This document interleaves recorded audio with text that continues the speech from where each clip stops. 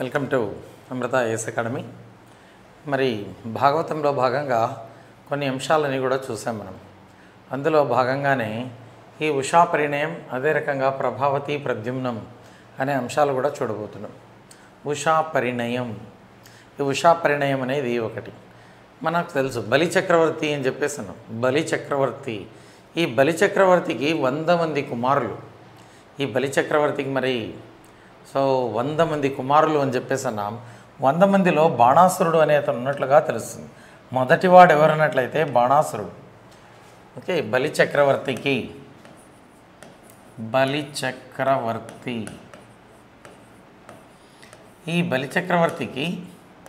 100 మంది కుమారులు. ఈ 100 మంది కుమారులు అన్నాం.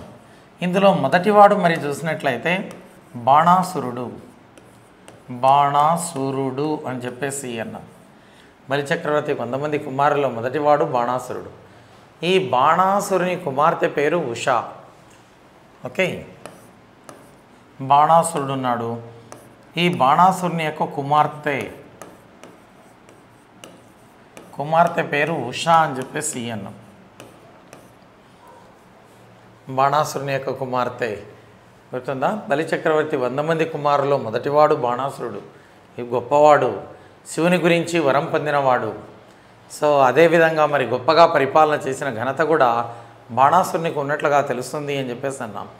ఇటువంటి సందర్భంలో బాణాసురుని కుమార్తె ఉష ఒకరోజు కలగరిందట. ఏమని అన్నట్లయితే శ్రీకృష్ణుని కుమారుడైనటువంటి అనిరుద్ధుని వివాహం చేసుకోవాలి అనేటటువంటి కల వచ్చినట్లుగా తెలుస్తుంది. అనిరుద్ధుడు అని చెప్పేసి అన్నాం. అతన్ని చూసినట్లు, అతన్ని మోహించినట్లు అలా మరి కల వచ్చిందట. ఎవరికి? ఉషకు. ఏమని కల వచ్చింది? శ్రీకృష్ణుని కుమారుడైన శ్రీకృష్ణుని కుమారుడు మరి చూస్తే అనిరుద్ధుడు అని చెప్పేసి అన్నాం. అనిరుద్ధుడు. ఈ అనిరుద్ధుణ్ణి కలలో చూసింది. ఈ కలలో చూసి ఇతన్నే వివాహం ఆడాలని చెప్పేసి అలా నిర్ణయించుకున్నట్లుగా తెలుస్తుంది. మరి కళలన్నీ నిజమవుతాయా? కొన్ని సందర్భాల్లో మరి ఆనాడు నిజమైనట్లుగానే తెలుస్తుంది. ఇక చూస్తే ఎప్పుడైతే అలా కల వచ్చిందో తన చెలికత్తెలతో చెప్పిందట. ఎందుకంటే ఈ రాక్షసులకు అన్ని మాయలు కూడా తెలుసు. రాక్షసులకు తెలియని మాయ అంటూ ఏం లేదు, మాయావులు అని చెప్పేసి అని అన్నాం. అలా ఎప్పుడైతే ఈ రకమైనటువంటి కల వచ్చిందో చెలికత్తెదో ఈ కలను మీరు నిజం చేయాలి. ఈ అనిరుద్ధుడు ఎక్కడున్నా మీ మాయల చేత అతన్ని నా రాజాస్థానానికి తీసుకురావాలి అని చెప్పేసి, నా మందిరానికి తీసుకురావాలని చెప్పేసి పేర్కొనిందట. ఇక వీళ్ళు ఆ పనిలో నిమగ్నమయ్యారు. చెలికత్తెలంతా ఈ ఉష చెలికత్తెలు. ఉషకు కల వచ్చింది. శ్రీకృష్ణుని కుమారుడు అనిరుద్ధుడు ఇతనిని మోహించినట్లు, వివాహం ఆడినట్లు ఇదంతా. మరి ఇటువంటి సందర్భంలో ఇది నిజం చేయాలి ఈ కళను అని చెప్పేసి చెలికత్తెలకు చెప్తే ఇలలో అది ఖచ్చితంగా నిజం అవ్వాలి. అంటే ఈ భూమి మీద అది కళగా ఉండకూడదు, ఈ భూమి మీద అది నిజం కావాలి అని అనుకునింది. అందువల్ల చెలికత్తెలకు చెప్తే ఈ చెలికత్తెలు కూడా రాక్షస దీనికి చెందిన వాళ్ళే కాబట్టి అనేక ప్రాంతాలని తిరిగి చివరికి ద్వారకలో ఉన్నటువంటి ఈ అనిరుద్ధుడు అని చెప్పేసి అన్నాం.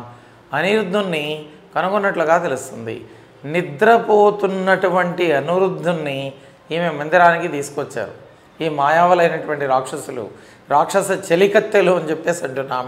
నిద్రపోతున్నటువంటి అనిరుద్ధుణ్ణి ఈమె మందిరానికి తీసుకొచ్చినట్లుగా తెలుస్తుంది.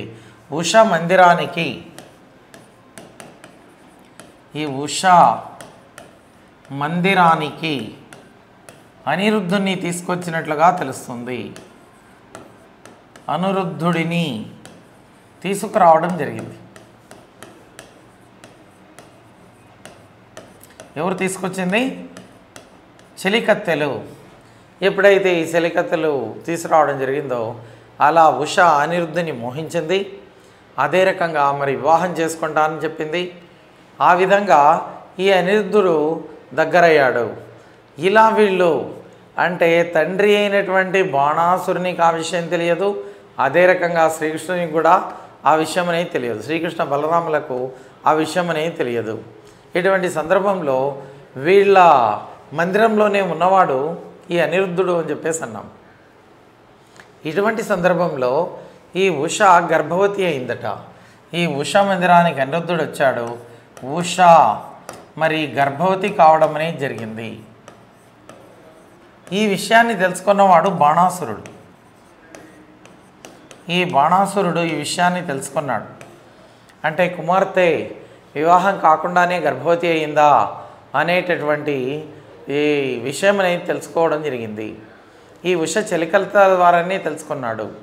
మరి ఇటువంటి సందర్భంలో ఎక్కడ లేని కోపం రావడం జరిగింది బాణాసురునికి. ఇక కుమార్తెకి ఇలా గర్భవతిగా చేసిన వాడెవడు, కారకుడెవడు అని చూస్తే అనిరుద్ధుడు అని తెలియడం జరిగింది. ఈ అనిరుద్ధుని బంధించాడు. అనిరుద్ధుని బాణాసురుడు అనిరుద్ధుడు ఈ అనిరుద్ధుడిని బంధించాడు. అనిరుద్ధుడిని బంధించాడు అని చెప్పేసి అని అన్నాం. ఎప్పుడైతే అనిరుద్ధుడు బంధించాడో ఇటువంటి సందర్భంలో శ్రీకృష్ణ బలరాములు ఎక్కడ పోయాడు అనిరుద్ధుడు, కనిపించడం లేదే అనే ఆలోచన వాళ్ళలో కూడా కలిగింది. మరి నారద మహర్షిని అడిగారు, ఎక్కడైనా అనిరుద్ధుడు తారసపడ్డాడా అని. అంటే మరి నారద మహర్షి చెప్పాడు, అనిరుద్ధుణ్ణి బాణాసురుడిలా బంధించడం జరిగింది. సో ఇలా ఇదంతా జరిగింది. ఈ ఉష అనే ఆమె తన చెలికత్తెలను పంపించి మాయావులైన వాళ్ళు నీ కుమారుణ్ణి తీసుకెళ్ళిపోవడం, అలా వాళ్ళ మందిరంలోనే అతడు నివసించడం, ఈ విధంగా ఈ అంశాలన్నీ జరగడం జరిగింది. మీకు తెలియలేదా మహాప్రభు అని చెప్పేసి అలా మరి ఈ ఎవరు చెప్పింది, నారదుడు చెప్పడం జరిగింది. ఎప్పుడైతే నారదుడు శ్రీకృష్ణునితో ఆ విషయాలు చెప్పడం జరిగిందో, నారదుడు ఈ విషయాలను ఎవరు చెప్పారంటే నారదుడు శ్రీకృష్ణునితో చెప్పడం జరిగింది. శ్రీకృష్ణునితో చెప్పడం జరిగింది. ఎప్పుడైతే ఇలా శ్రీకృష్ణునితో చెప్పడం జరిగిందో శ్రీకృష్ణుడు మరి తన రథాన్ని సిద్ధం చేసుకొని తన యొక్క ఆయుధాలని సిద్ధం చేసుకొని అలా బాణాసురునిపై దండయాత్ర చేసినవాడు శ్రీకృష్ణుడు అని చెప్పేసి అన్నాం. సో శ్రీకృష్ణుడు ఎవరిపైన బాణాసురునిపైకి వెళ్ళినట్లుగా తెలుస్తుంది. బాణాసురుడిపై వెళ్ళడం జరిగింది అని చెప్పేసి అన్నాం. బాణాసురుడు కూడా మరి శివుడి నుండి వరం పొందినవాడు, పరమ శివభక్తుడు, శివుడి నుండి వరం పొందినవాడు. ఇటువంటి సందర్భంలో మరి చూసినట్లయితే తన యొక్క సుదర్శన చక్రాన్ని వదలడం జరిగింది. సో ఈ శ్రీకృష్ణుడు అని చెప్పేసి అన్నాం. శ్రీకృష్ణుడు మరి ఎలాగైనా ఇతన్ని వధించాలి, వీడికి ఎంత ధైర్యం, నా కుమారుని బంధించేటంత ధైర్యం ఉందా అని చెప్పేసి సుదర్శన చక్రాన్ని ప్రయోగించిన వాడు శ్రీకృష్ణుడు. ఇటువంటి సందర్భంలో శివుడు అడ్డు వచ్చాడట. అప్పటికి అన్ని చేతులపై 4 చేతులు మాత్రమే మిగిలి ఉన్నట్లు, అనేక చేతులు కలిగిన వాడు, బాహువులు కలిగిన వాడు ఈ బాణాసురుడు అని చెప్పేసి అన్నాం.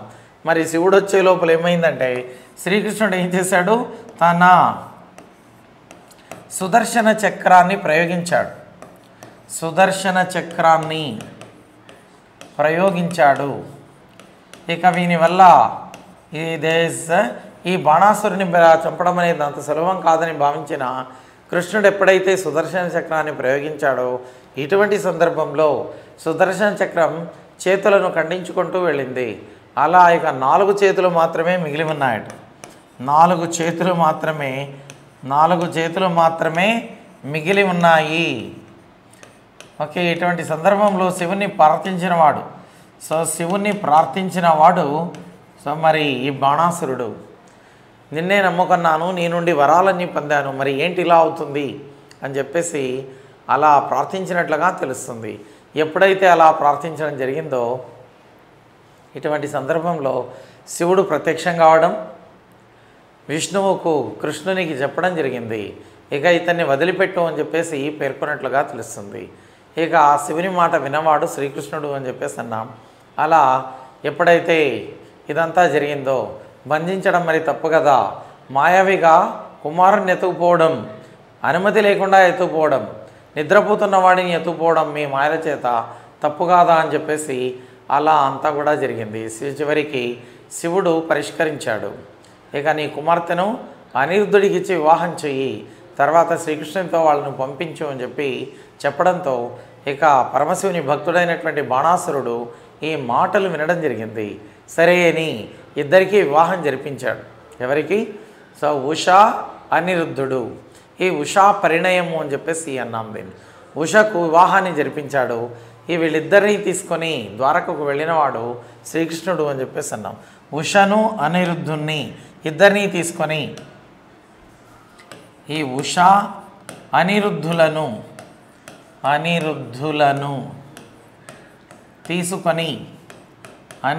తీసుకొని వెళ్ళినవాడు శ్రీకృష్ణుడు. వెళ్ళినది శ్రీకృష్ణుడు అని చెప్పేసి అన్నాం. శ్రీకృష్ణుడు. ఇలా మరి వీళ్ళ విధానం జరిగినట్లుగా తెలుస్తుంది అని చెప్పేసి అన్నాం. గుర్తుందా? సో ఏది? సో ఉషా అనిరుద్ధులను తీసుకొని శ్రీకృష్ణుడు వెళ్ళినట్లుగా తెలుస్తుంది. ఇది మరి సో ఇదే ఉషా పరిణయము అని చెప్పేసి అంటున్నాం. ఇది ఉషా పరిణయం. గుర్తుందా? ఈ ఉషా అనే ఆమె ఎవరి కుమార్తె అంటే బాణాసురుని యొక్క కుమార్తె అని చెప్పేసి సో అన్నాం. సో ఈ బాణాసురునికి మరి చూస్తే బలిచక్రవర్తికి ఉన్నటువంటి 100 మంది కుమారుల్లో మొదటివాడు, తపస్సిద్ధుడు, శివుని గురించి తపస్సు చేసి అనేక వరాలు పొందినవాడు, చాలా బలమైనటువంటి దేహం కలిగినవాడు, అనేక బాహువులు కలిగినవాడు. అలా గొప్పగానే పరిపాలన అంతా కొనసాగించాడు. కుమార్తె పేరు ఉషా అని చెప్పేసి అని అన్నాం. అలా ఇదంతా కూడా జరిగినట్లుగా సో తెలుస్తుంది అని చెప్పేసి అన్నాం. గుర్తుందా? దీనికి పెట్టిన పేరేంటి? ఉషా పరిణయం. రెండవది ఇందులో మనం చూడాల్సింది ప్రభావతి ప్రద్యుమ్నము. ఓకే, ఇందులో మరి చూడాల్సినటువంటిది ఏది అంటే ఈ ప్రభావతి ప్రద్యుమ్నం అనేది కూడా ఒకటి అని చెప్పేసి అన్నాం. ప్రభావతి ప్రద్యుమ్నం. ఓకే, ప్రభావతి పార్వతి వరం వల్ల ఓకే సో ఒక రాక్షస రాజుకు జన్మించినట్లుగా తెలుస్తుంది. ఓకే, సో రాక్షస రాజుకు జన్మించిన ఆమె ప్రభావతి అని చెప్పేసి అని అన్నాం. మరి ప్రభావతి ప్రద్యుమ్నం అని చెప్పేసి అని అంటున్నాం. ఈ ప్రభావతి ప్రద్యుమ్నం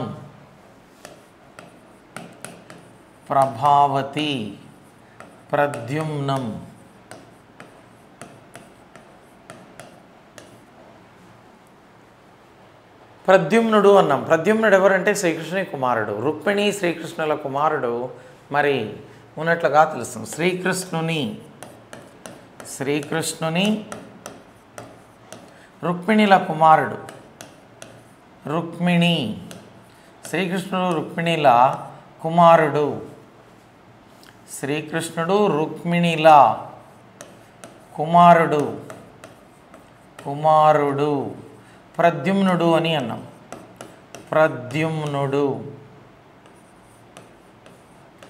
ఈ ప్రద్యుమ్నుడు అనే అతను మరి కుమారుడు, శ్రీకృష్ణుడు రుక్మిణిల కుమారుడు అన్నాం. రుక్మి సోదరి రుక్మి యొక్క భీష్మకుడు, ఈ భీష్మకుడి యొక్క కుమార్తె రుక్మిణి అని చెప్పేసి అన్నాం.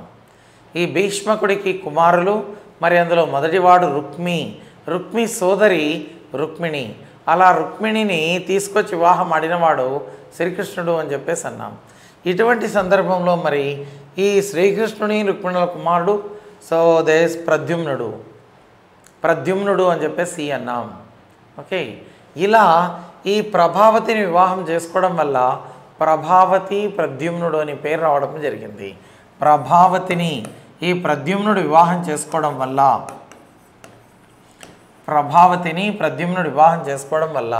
వీరికి వచ్చిన పేరు ఏంటి అంటే ప్రభావతి ప్రద్యుమ్నము అని చెప్పేసి అని అన్నాం.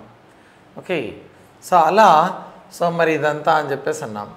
ఈ ప్రభావతి మరి రుక్మిణి యొక్క ఆశీస్సులతో జన్మించినట్లుగా తెలుస్తుంది అని చెప్పేసి అన్నాం. ఆ విధంగా మరి జన్మించింది ప్రభావతి. జన్మించిన తర్వాత ఈమె నియమనిష్టలతో ఈ ప్రభావతి ఉన్నట్లుగా తెలుస్తుంది. పార్వతికి పరమభక్తురాలు. నీకు కృష్ణుని కుమారుడైనటువంటి ప్రద్యుమ్నుడితో వివాహం జరుగుతుంది అని చెప్పినట్లుగా తెలుస్తుంది. ఎవరికి? ప్రభావతికి. పార్వతి అనుగ్రహం ఉన్నటువంటి ఆమె పార్వతి అనుగ్రహంతో జన్మించిన ఆమె, అనుగ్రహంతో జన్మించిన ఈ జన్మించిన ఆమె ప్రభావతి అని చెప్పేసి అని అన్నాం. ఓకే, ఇలా రాక్షస రాజుకు జన్మించడం జరిగింది ప్రభావతి, రాక్షస రాజుకు జన్మించడం జరిగింది అని చెప్పేసి అన్నాం. అయితే ఎప్పుడైతే పార్వతిని ఎక్కువగా పూజించడం జరిగిందో ప్రభావతి, పార్వతి ఒకసారి ఏమని పేర్కొనింది ప్రభావతికి అంటే, నీకు కృష్ణుని కుమారుడైనటువంటి ప్రద్యుమ్నుడితోనే వివాహం జరుగుతుంది అని పేర్కొన్నట్లుగా తెలుస్తుంది. ఇటువంటి సందర్భంలో ఈ ప్రద్యుమ్నుడు ఎలా ఉన్నాడు, ఎక్కడున్నాడు, నాకు మరి ప్రద్యుమ్నుడు ఎలా పరిచయం అవుతాడు, ఇవన్నీ ఆలోచన చేసినటువంటి ఆమె ప్రభావతి. ఇటువంటి సందర్భంలో ఒక చిలుక రాయబారం నడిపినట్లుగా తెలుస్తుంది. ప్రభావతికి ప్రద్యుమ్నుడికి ఒక చిలుక, పార్వతి పంపినటువంటి ఒక చిలుక అనేది రాయబారం నడిపింది అని చెప్పేసి అన్నారు. ఈ విషయాన్నంతా తెలుసుకున్నవాడు శ్రీకృష్ణుడు. మరి వీళ్ళ వివాహాన్ని జరిపించినట్లుగా తెలుస్తుంది. ప్రభావతికి ప్రద్యుమ్నుడికి వివాహం చేసినట్లుగా తెలుస్తుంది అని చెప్పేసి అన్నాం. శ్రీకృష్ణుడు ఈ విషయాన్నంతా తెలుసుకొని అలా వివాహం జరిపించడం జరిగింది. ప్రభావతి ప్రద్యుమ్నము అని చెప్పేసి అన్నాం. దీనికి మరి ప్రభావతికి ప్రద్యుమ్నునికి వివాహం అనేది జరిగినట్లుగా తెలుస్తుంది. ప్రభావతికి ప్రద్యుమ్నుడికి వివాహం జరపడం జరిగింది.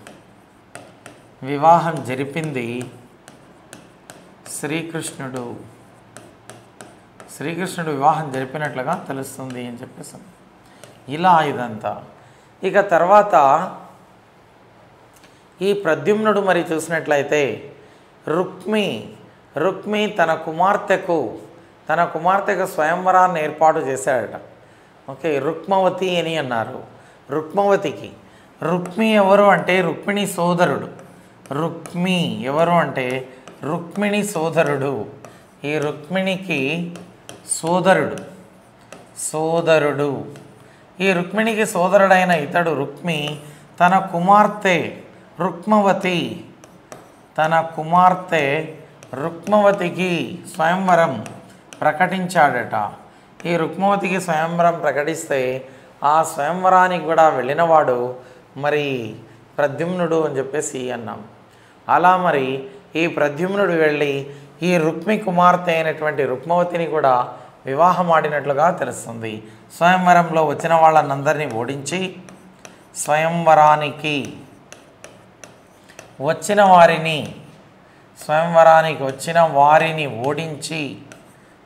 వారిని ఓడించి ఈమెను కూడా రుక్మవతిని కూడా వివాహం ఆడినవాడు ప్రద్యుమ్నుడు అని చెప్పేసి అన్నాం. ఇలా మరి ప్రభావతి ప్రద్యుమ్నము అని చెప్పేసి అని అన్నాం.